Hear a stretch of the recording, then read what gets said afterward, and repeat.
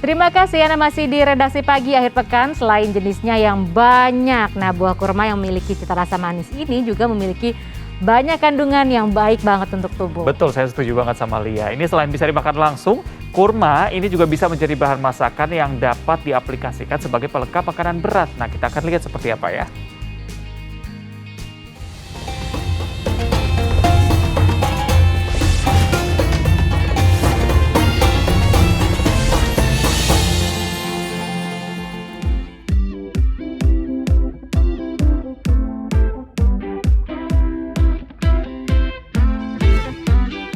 Santapan primadona saat puasa ya buah kurma alias tamr. Selain memiliki beragam manfaat, mengkonsumsi kurma adalah sunnah Nabi Muhammad SAW saat berbuka puasa. Buah kurma memang sangat diburu oleh masyarakat saat Ramadan, maka tak heran pedagang kurma mendadak bermunculan saat bulan Ramadan. Belasan jenis kurma impor dari berbagai negara pun dijajakan oleh para pedagang. Kalau kurma sekarang bulan Ramadan yang paling laris itu kurma yang mejol, yang ajwa, sama Tunisia, sama kurma madu, sama yang Mesir yang madu, paling kencang. Buah kurma memang memiliki banyak jenis. Tiap variannya punya perbedaan bentuk, ukuran, warna, tekstur, hingga rasa. Masyarakat pun bisa bebas memilih jenis kurma yang mereka gemari. Yang ada tangkainya itu apa namanya? Tunis ya. Tunis. Kenapa Pak? Boleh tahu? Rasanya agak keras-kerasnya gitu, beda ya, kayak yang kelihatan baru juga gitu. Kurma yang itu yang hitam tuh, yang legit itu ya. Ya kurma nabi ya di. Kenapa Pak? Kenapa nggak suka yang apa ya? Yang gedean? Oh enggak, itu kan enak empuk juga ya, gitu. Yang empuk legit gitu. Nih, ini dia di depan saya udah ada 4 jenis kurma yang paling laris diburu oleh masyarakat Indonesia, khususnya bulan Ramadan saat ini. Di beberapa tempat kenaikannya itu mencapai 70-80% untuk tahun ini. Dan dari perbedaan varian-varian kurma yang paling terlihat itu adalah dari warna. Warnanya beda-beda dan juga yang paling terlihat itu adalah dari ukurannya. Ada yang kecil dan juga ada yang besar. Kurma yang paling populer adalah kurma ajwa, mejol, sukari, dan kurma Tunisia. Tahu perbedaannya? Kurma ajwa disebut juga kurma Nabi. Ukurannya cenderung mungil. Warna kulitnya coklat kehitaman dan bertekstur sedikit berkerut. Dagingnya sedikit kering tapi lunak. Rasanya pun tidak terlalu manis. Kalau kurma mejol ukurannya besar. Warna kulitnya coklat, dagingnya tebal, bertekstur lunak dan sedikit berserat.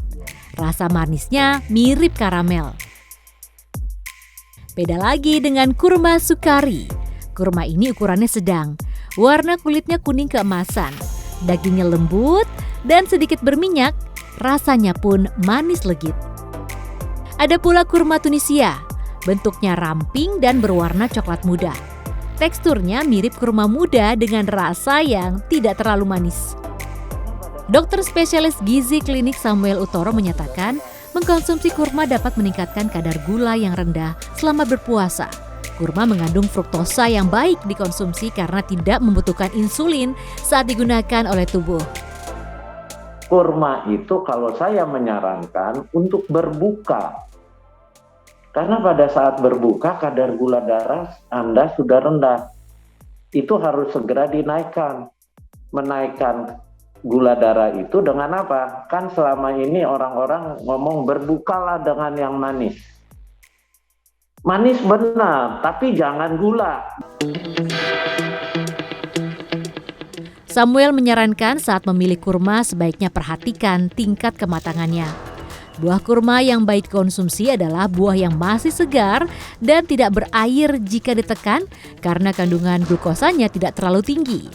Sedangkan glukosa yang terlalu tinggi justru tidak baik untuk kesehatan. Tidak hanya biasa disantap langsung, namun kurma juga bisa dikreasikan menjadi bahan menu makanan. Kali ini saya sudah bersama Chef Angga yang akan membuat sirloin steak gulai kurma. Siapkan dahulu bahan-bahannya seperti bawang merah, bawang putih, jahe, kayu manis, dan beberapa bumbu dapur lainnya. Untuk membuat sausnya, tumis dahulu bumbu yang sudah disiapkan. Setelah ditumis, bumbu direbus bersama potongan kurma. Kurma yang dipilih adalah kurma jenis Tunisia. Saya ambil kurma Tunisia karena dia lebih kering gitu daripada kurma-kurma yang lain. Jadi ketika nanti di blend, dibikin saus, itu masih ada kurma-kurmanya gitu. Masih ada tekstur-tekstur. Ya, masih ada tekstur kurmanya, nggak terlalu halus juga.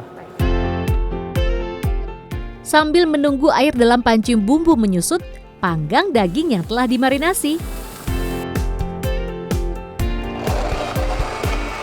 Setelah air menyusut, bumbu dihaluskan. Kemudian bumbu ditumis kembali, lalu dicampur dengan bumbu lainnya seperti kunyit, jinten, dan santan.